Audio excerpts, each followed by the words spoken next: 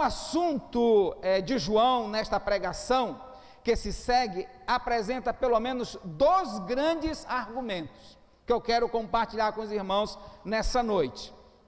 O primeiro que ele apresenta aqui é o perdão dos pecados mediante o conhecimento de Cristo. E aqui, quando João ele vai fazer isso, ele faz na forma de um encorajamento para a vida da igreja. O outro que ele apresenta, o outro assunto que ele apresenta é o enganoso, atrativo desejo pelo mundo. E ele apresenta essa questão aqui como uma advertência para a vida do povo de Deus, para a vida da igreja. E nós iremos compartilhar então, do versículo 7 ao versículo 14 com os irmãos, essas questões que nós julgamos ser importantes também para os nossos dias de hoje. Porque eu digo, irmãos, que assim como o gnosticismo, ele foi pernicioso, danoso para a vida da igreja, naquele contexto do primeiro e do segundo século, assim também nos nossos dias, eu poderia também dizer assim, que há um movimento gnóstico, porque há aqueles que se julgam intelectuais, né? Com uma sapiência elevada, e acham que sabem todas as coisas, e por esse motivo ficam imprimindo nas pessoas, eu diria assim, comuns, determinadas imposições, legalismo e tudo mais, levando muitas pessoas a fazerem aquilo que desagrada a Deus, por conta dessas vãs filosofias ensinadas por esses homens, por essas pessoas. Então vejamos aqui, queridos irmãos, primeiro, o perdão dos pecados mediante o conhecimento de Cristo, versículo 12 ao versículo 14, veja comigo aí, versículo 12 ao versículo 14, diz a palavra do Senhor: Filhinhos, eu vos escrevo, porque os vossos pecados são perdoados, por causa do seu nome. Pais, eu vos escrevo, porque conheceis aquele que existe desde o princípio. Jovens, eu vos escrevo, porque tendes vencido o maligno. Filhinhos, eu vos escrevi, porque conheceis o Pai. Pais, eu vos escrevi, porque conheceis aquele que existe desde o princípio. Jovens, eu vos escrevi, porque sois fortes, e a palavra de Deus permanece em vós, e tendes vencido o maligno. É assim que diz a palavra do Senhor nosso Deus. O apóstolo João, nesse texto, ele fala sobre 3 importantes conhecimentos que os cristãos têm e adquirem a partir de Cristo Jesus, a partir do seu relacionamento com Cristo Jesus. Primeiro, veja só comigo no versículo 12, o cristão, ele tem perdão em Cristo Jesus. O cristão tem perdão em Cristo Jesus. Veja como ele diz no versículo 12: Filhinhos, eu vos escrevi, porque vossos pecados são perdoados por causa do seu nome. E isso é muito importante, irmãos, termos esse entendimento, saber que os nossos pecados em Cristo, eles foram perdoados. E isso não acontece por causa de um conhecimento esotérico ou uma experiência mística, como ensinavam os falsos gnósticos naquele primeiro século, mas por causa do nome de Jesus Cristo, por causa daquilo que Jesus Cristo realizara em prol do homem perdido, pecador, por conta do seu amor imensurável pelo homem, como bem registra João no seu evangelho, no texto tão conhecido por todas as pessoas, quando ele escreve dizendo: porque Deus amou o mundo de tal maneira que deu seu Filho unigênito, para que todo aquele que nele crê tenha vida eterna. Então, o amor de Deus imensurável é a causa do perdão do homem, ou seja, Deus, por sua graça e misericórdia, ele perdoa. Então, João, ele está mostrando para aqueles irmãos, naquela igreja, aqueles irmãos gentios convertidos, de que eles tinham agora os seus pecados perdoados em Cristo Jesus. E isso significava muito, porque a prática ao pecado era ensinado pelo gnosticismo. O que João está dizendo é que os seus pecados foram perdoados e que agora eles deveriam ter uma nova vida, um novo estilo de vida, e não mais viver na prática daqueles pecados já perdoados por Cristo Jesus. Segundo, irmãos, o cristão tem o verdadeiro conhecimento de Deus. Veja no versículo 13 e no versículo 14, veja comigo. Pais, eu vos escrevo porque conheceis aquele que existe desde o princípio. Quem é que eles conheciam? Eles conheciam a Jesus. Quando ele fala de pais aqui nesse texto, não é pais no sentido de progenitor de alguém, mas ele está falando sobre as pessoas mais idosas da igreja, os anciãos, os líderes da igreja, aqueles que conduziam a igreja. É sobre essas pessoas, a essas pessoas que ele está se dirigindo. E ele está dizendo que eles conheciam aquele que existia desde o princípio.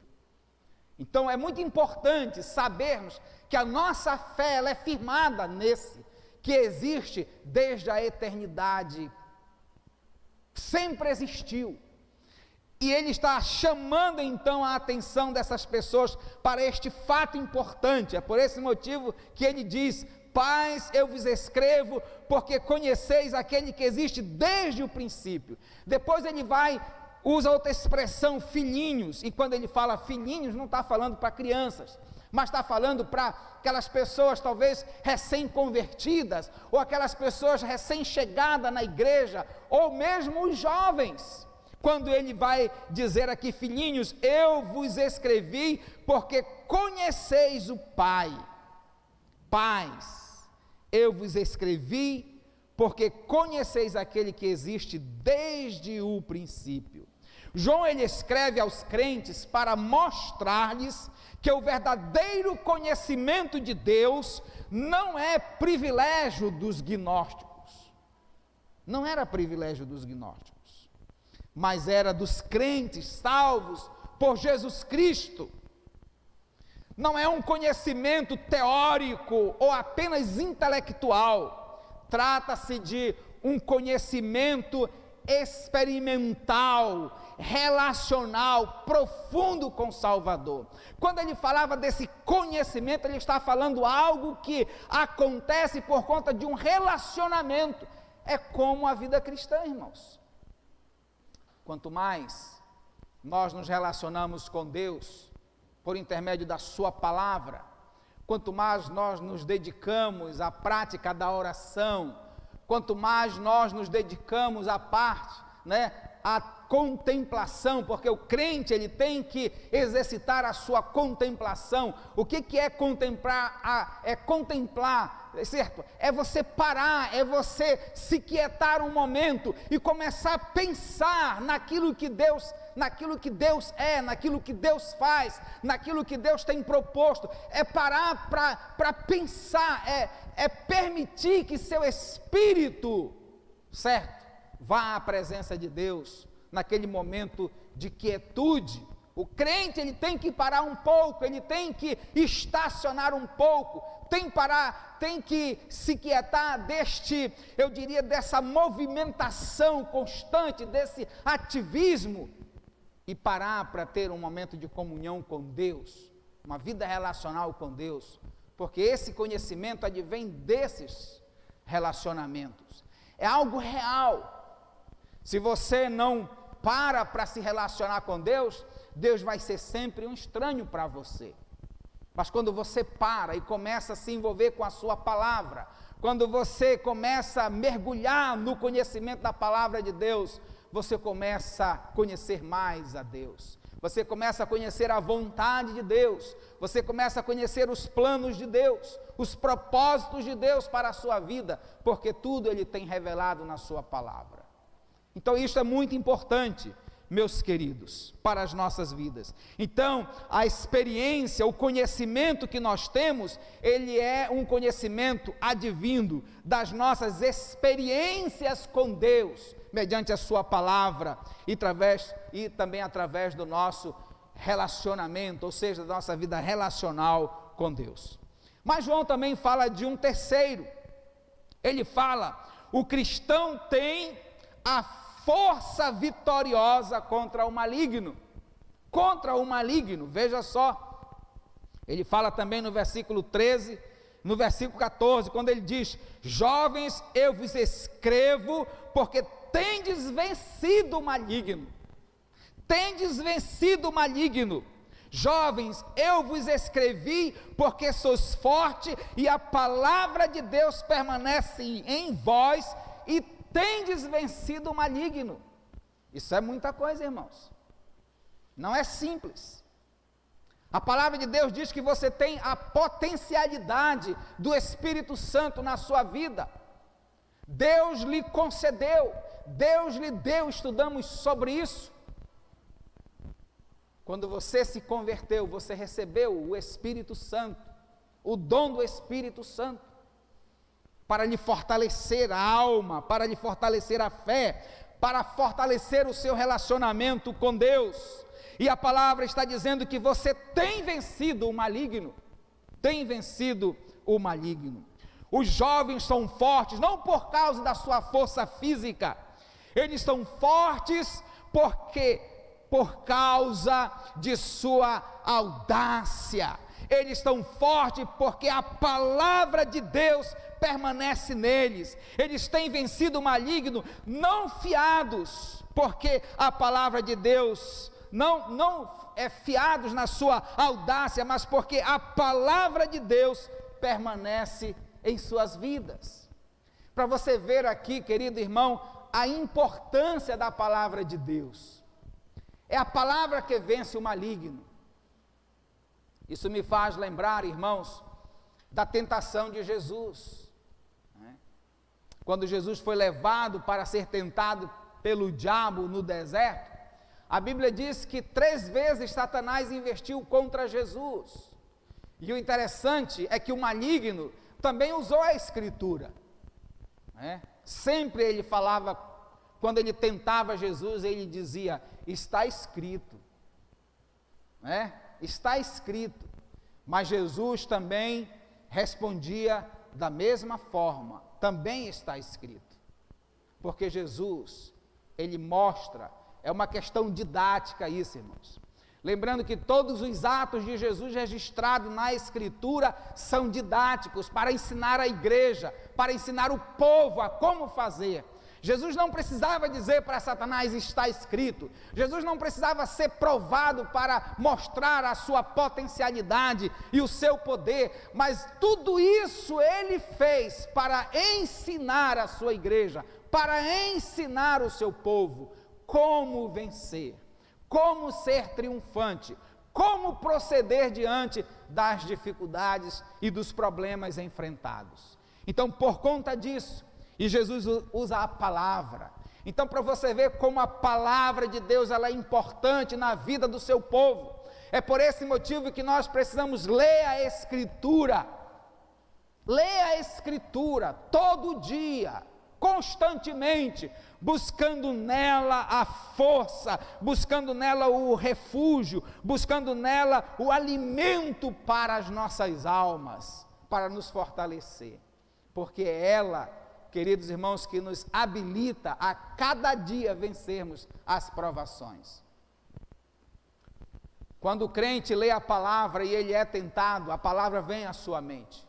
Eu sei que a maioria dos irmãos, ou por que não dizer todos os irmãos, porque isso acontece, porque é assim que o Espírito Santo ele age.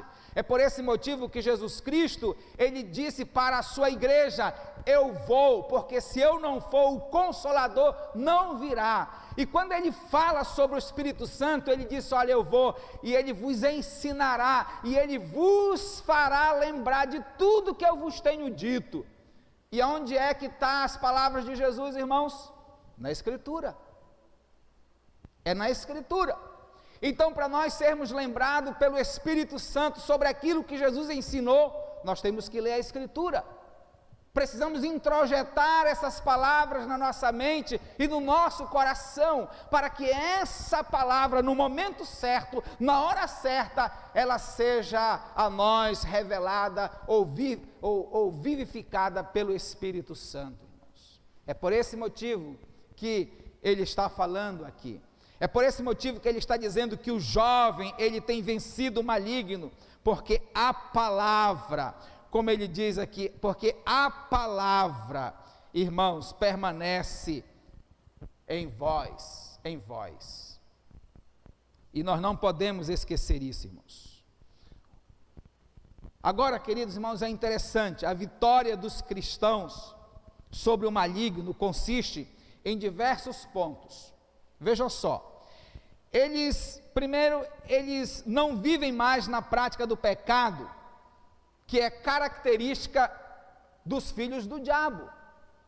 Veja só o que diz a palavra de Deus em 1 João capítulo 3, versículo 8, diz assim a Escritura: aquele que pratica o pecado procede do diabo, porque o diabo vive pecando desde o princípio. Para isso se manifestou o Filho de Deus, para destruir as obras do diabo.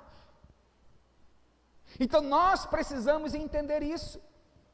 O que João ele está mostrando para esses irmãos é que eles precisavam desenvolver uma vida de santidade. E essa santidade, ela é desenvolvida pela vida relacional com Deus, com Cristo, com a sua palavra, com seu Santo Espírito. Segundo, queridos irmãos, eles são mais, olha só, eles não são mais do maligno, como Caim, que odiava seu irmão e acabou matando porque era do maligno. No versículo 12 do capítulo 3 de 1 João, ele diz assim: ninguém jamais viu a Deus. Aliás, estou no quadro, 3,12. Ele diz: não segundo Caim, que era do maligno e assassinou a seu irmão, porque o assassinou, porque as suas obras eram más e as de seu irmão justas. Então nós precisamos estar atentos, irmãos, porque o pecado, ele é uma ação envolvente, que leva a pessoa a uma degradação, como no caso de Caim, que era do maligno, e suas ações eram pecaminosas, e esse tipo de comportamento o levou a assassinar o seu próprio irmão, e é o que acontece na vida de muitos. Terceiro, eles foram libertados do domínio e do poder do maligno, que exercia sobre eles e sobre o mundo. No capítulo 5 de 1 João, no versículo 19, João diz o seguinte: sabemos que somos de Deus e que o mundo inteiro jaz no maligno. Essa é uma consciência que o Filho de Deus tem, de que ele pertence ao Senhor por conta de suas obras e de suas ações. Então veja só, queridos irmãos, que João, ele fala exatamente sobre essa questão, o perdão que Deus dá mediante o conhecimento de Cristo. Só através de Jesus nós temos perdão dos nossos pecados e somos de fato pelo Senhor habilitados para vivermos uma vida triunfante, uma vida, não é isso, vitoriosa, somente através de Jesus. Essa vitória ela se dá não por conta da nossa sabedoria, não por conta da nossa intelectualidade, nossa capacidade humana, mas se dá por conta da graça e da misericórdia de Deus. E essa graça e essa misericórdia, ela é concedida àquele que, diante do Senhor, se submete e procura fazer a sua vontade. Segundo, irmãos, que João ensina a partir do versículo 15, ele mostra aqui o enganoso e atrativo desejo de amor pelo mundo. Versículo 15 a 17, quando ele fala nesse texto aqui, dizendo: não ameis o mundo nem as coisas que há no mundo. O que significa então esse mundo que João está falando aqui? William Barclay, ele diz o seguinte, falando sobre esse mundo, esse cosmo, né? Ele fala que como mundo, entende-se na palavra de João, que ele está falando sobre esta sociedade pagã, com seus falsos valores, sua falsa maneira de viver e seus falsos deuses. Ou seja, o mundo é o sistema de Satanás que se opõe à obra de Cristo na terra.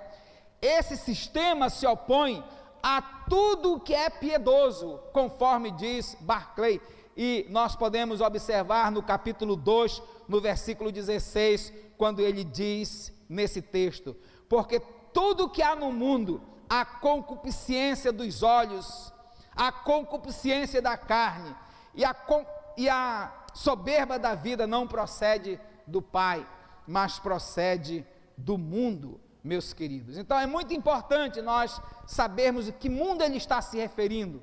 Ele não está fazendo referência ao mundo natureza, árvore, água, terra, animais, não é isso que ele está falando, mas é desse sistema corrompido que leva o homem a se distanciar cada vez mais do Senhor nosso Deus. Então nós podemos observar, pelo menos eu quero citar para os irmãos aqui, 3 bons motivos para não amarmos o mundo, conforme nós podemos observar na Escritura, certo? O primeiro, por causa da incompatibilidade entre o amor do mundo e o amor do Pai, irmãos. Veja só no versículo 15, o que ele está dizendo: não ameis o mundo, nem as coisas que há no mundo. E aí ele vai colocar uma condicional aqui. Ele diz: se alguém amar o mundo, o amor do Pai não está nele. É interessante, né, irmãos? Nós olharmos isso. O que João está mostrando é que nós já saímos do mundo. Nós já saímos desse sistema corrompido, quando nós entregamos nossa vida a Jesus. Nós precisamos entender, irmãos, que nós somos cidadãos dos céus. A nossa pátria é a pátria celestial.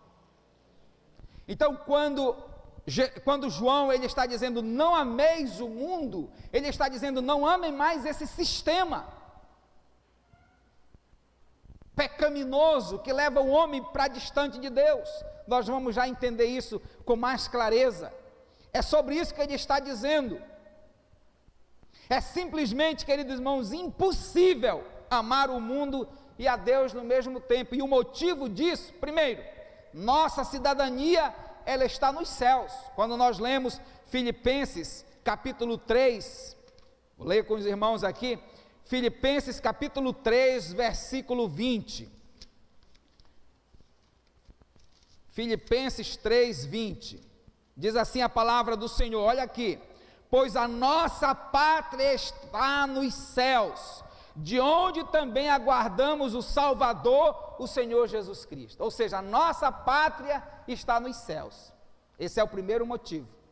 Por esse motivo nós não podemos amar mais o mundo, porque agora nós somos cidadãos dos céus. Amamos e servimos a Deus. Segundo, irmãos, nós estamos no mundo, mas nós não somos do mundo. Veja o que diz Jesus lá em João capítulo 15, no Evangelho de João, capítulo 15, no versículo 15. João 15, 15, ele diz: já não vos chamo servos, porque o servo não sabe o que faz o seu senhor, mas tenho-vos chamado amigos, porque tudo quanto ouvi de meu Pai, eu vos tenho dado a conhecer. Não fostes vós que escolhestes a mim, mas eu escolhi a vós outros. E assim ele vai falando. Mas vejam só, irmãos, do versículo 1, ele começa dizendo também aqui, vamos ler, ele diz assim: eu sou a videira e meu Pai é o agricultor. Todo ramo que estando em mim não der fruto, ele corta, e todo que dá fruto, limpa, para que produza mais fruto ainda. Versículo 3: vós já está limpos pela palavra que vos tenho falado, permanecei em mim e eu permanecerei em vós. Como não pode o ramo produzir fruto de si mesmo, se não permanecer na videira, assim nem vós o podeis dar, se não permanecerdes em mim. Eu sou a videira, vós os ramos. Quem permanece em mim e eu nele, esse dá muito fruto, porque sem mim nada podeis fazer. Se alguém não permanecer em mim, será lançado fora à semelhança do ramo e secará, e o apanham e lançam no fogo e o queimam.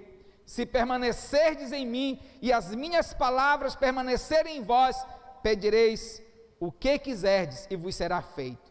Nisto é glorificado meu Pai que está nos céus, em que deis muito fruto, e assim vos tornareis meus discípulos. Como o Pai me amou, também eu vos amei, permanecei no meu amor. Se guardardes os meus mandamentos, permanecerei no meu amor, assim como também eu tenho guardado os mandamentos de meu Pai, e no seu amor permaneço. Tenho-vos dito isso, tenho-vos dito estas coisas, para que o meu gozo esteja em vós, e o vosso gozo seja completo. O meu mandamento é este, que vos ameis uns aos outros, assim também como eu vos amei. E ninguém tem maior amor do que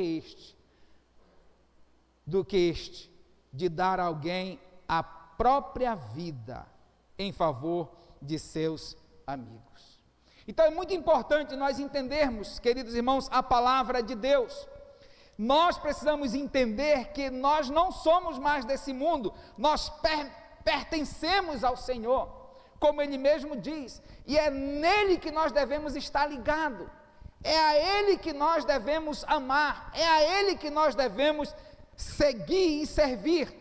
Por esse motivo é importante, amados, glorificar o seu nome. Nós estamos no mundo, mas o mundo não deve estar em nós. A Bíblia nos mostra que há um processo de mundanização do homem, e é interessante nós observarmos isso. Primeiro, ele se torna amigo do mundo, conforme diz Tiago 4,4, ele diz lá: infiéis, não sabeis que a amizade do mundo é inimiga de Deus? Aquele, pois, que se fizer amigo do mundo, constitui-se inimigo de Deus. Segundo, ele ama o mundo, ele passa a amar o mundo. No versículo 2, no versículo 15 de 1 João, ele está dizendo aqui: não ameis o mundo, nem as coisas que há no mundo. Se alguém amar o mundo, o amor do Pai não está nele. A terceira coisa, ele se contamina com o mundo. Tiago capítulo 1, versículo 27 diz: a religião pura e imaculada diante do nosso Deus e Pai é esta: visitai os órfãos e as viúvas nas suas aflições, e o quê? E guardai-vos, olha só, isentos, em outra tradução diz, incontaminado da corrupção do mundo. Se manter puro, incontaminado, não permitir-se contaminar. Quarto, ele diz, ele se conforma com o mundo. Quando a pessoa começa a se conformar com o mundo, Romanos 12, 2, Paulo diz lá: e não vos conformeis com este mundo, mas transformai-vos pela renovação. É impressionante, queridos irmãos, como as pessoas cristãs, elas estão acomodadas com o mundo, se deixam levar por aquilo que o mundo dita. Nós precisamos estar atentos a isso. E ele vai também falar aqui, queridos irmãos, uma coisa muito interessante. João, ele vai mostrar aqui, queridos irmãos, algo que é de fato importante para as nossas vidas. Ele vai falar aqui no versículo 16: Segundo, conforme nós podemos observar aqui, por causa dos resultados opostos entre o amor do mundo e o amor ao Pai. Veja só, no versículo 16, ele diz: porque tudo que há no mundo, a concupiscência da carne, a concupiscência dos olhos e a soberba da vida, não procedem do Pai, mas procedem do mundo. É interessante olharmos, irmãos. Ele fala de 3 coisas importantes. Primeiro ele fala da concupiscência da carne, no versículo 16. E o que é a concupiscência da carne? Ele está falando da atração que nos atacam de dentro para fora. É por esse motivo que ele diz, a concupiscência da carne, dos nossos desejos, que vem do coração, que vem da mente, que nos leva à prática pecaminosa. Se você olhar o significado da palavra concupiscência, está relacionado ao desejo pecaminoso da sexualidade. Então vejam só que a concupiscência é um desejo que vem de dentro para fora, são desejos sórdidos, e apela para se viver o prazer imediato e endeusar os prazeres puramente físicos e carnais. É viver sob o império dos sentidos. Depois ele vai falar sobre a concupiscência dos olhos. A concupiscência dos olhos são as atrações que nos atacam de fora para dentro, ou seja, você vê, não está mais relacionado ao desejo, aquilo que vem do coração, aquilo que vem de dentro, agora está relacionado com os olhos. Como diz um velho ditado popular, o que os olhos não veem, o coração não deseja. O que não é trazido pela concupiscência dos olhos, a concupiscência do coração não se anima.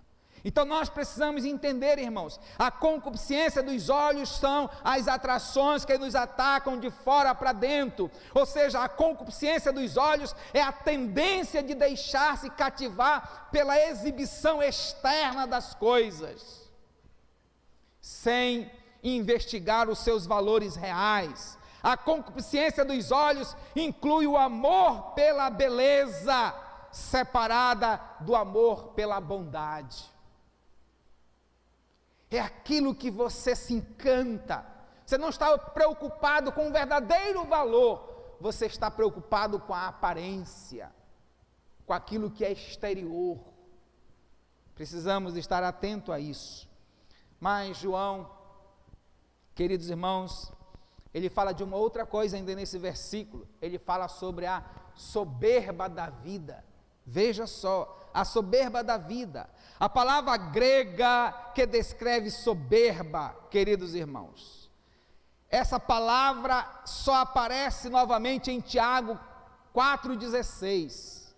O soberbo, ele é um fanfarrão. O soberbo, na antiguidade, era uma pessoa que de fato era um charlatão, uma pessoa que vivia da aparência, uma pessoa que era arrogante, uma pessoa que de fato vivia para se mostrar, ou pelo que tinha, ou mesmo pelo que não tinha também.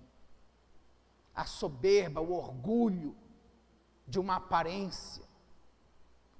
E é interessante, meus queridos irmãos, que João, ele vai terminar aqui, falando no versículo 17, sobre essa transitoriedade do mundo. Vejam só, ele diz: ora, o mundo passa, bem como a sua concupiscência. O mundo passa, bem como a sua concupiscência. Ou seja, o que João está dizendo é que todos esses prazeres, todas essas coisas que nos levam, pelo encanto ao mundo, tudo isso vai passar. Tudo isso vai passar. Mas ele diz uma coisa interessante, irmãos, no final desse versículo.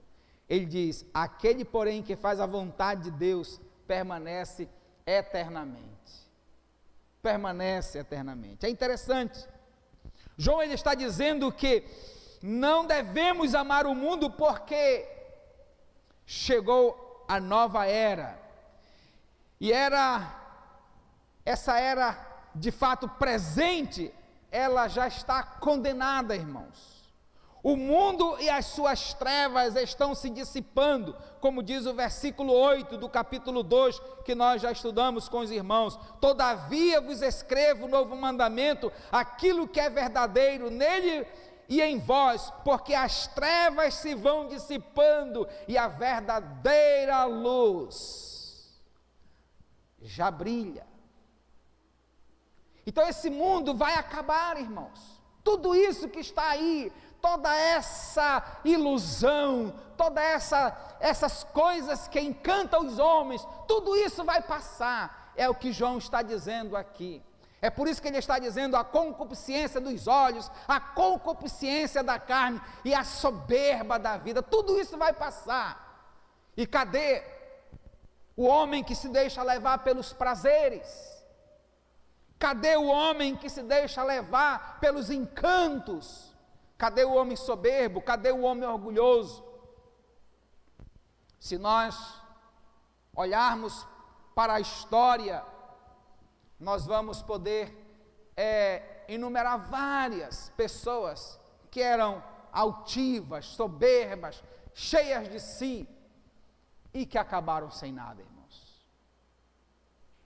Porque tudo passa, irmãos, mas João está dizendo que aquele que faz a vontade de Deus permanece eternamente. O mundo não é permanente. Um dia este sistema passará, seus prazeres e encantos passarão. A grande meretriz, a grande Babilônia, o sistema deste mundo, corrompido e mau, e seus encantos cairá e entrará em colapso. O mundo, ele permanecerá para sempre, irmãos. O mundo não permanecerá para sempre. Seus dias já estão contados.